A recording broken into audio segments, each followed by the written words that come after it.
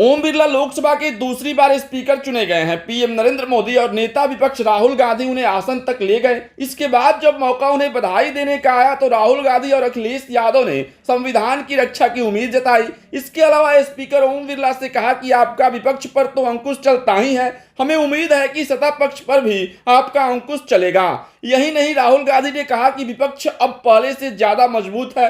यदि सरकार देश की जनता की आवाज है तो विपक्ष भी जनता का प्रतिनिधित्व करता है। उन्होंने कहा कि हमें उम्मीद है कि आप संविधान की रक्षा करेंगे और विपक्ष को भी मौका दिया जाएगा अपना पक्ष रखने का। राहुल गांधी और अखिलेश यादव ने इस भाषण के जरिए स्पीकर और एक तरह से सरकार पर भी निशाना साधा। फिर बारी आई चिराग पासवान की, जो खुद को पीएम का हनुमान भी कहते हैं। उन्होंने राहुल गांधी और अखिलेश यादव की ओर इशारा करते हुए कहा कि आप जब एक उंगली किसी की ओर उठाते हैं तो बाकी के 4 उंगली आपकी ओर भी उठती है।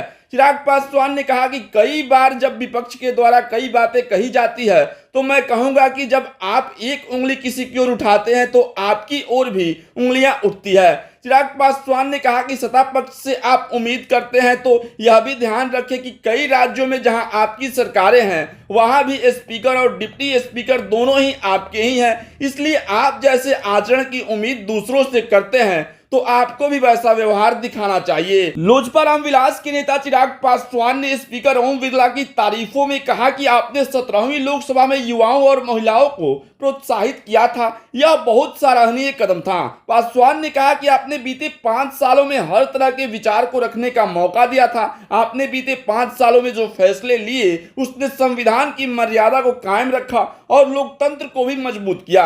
हम लोग को जहां से चुनाव लड़ना था हम लड़ चुके हैं। अब हमारे ऊपर जिम्मेदारी है कि अपने अपने क्षेत्र के मुद्दों को रखें और देश को आगे ले जाने की जिम्मेदारी के साथ काम करें। चिराग पासवान ने पहले ही दिन अपने इरादों को स्पष्ट कर दिया। इस बारे में अपनी राय प्रतिक्रिया कमेंट करके जरूर बताएं। जानकारी अच्छी लगी तो चैनल को सब्सक्राइब, वीडियो को लाइक करें। मिलते हैं अगले वीडियो में, तब तक के लिए जय हिंद।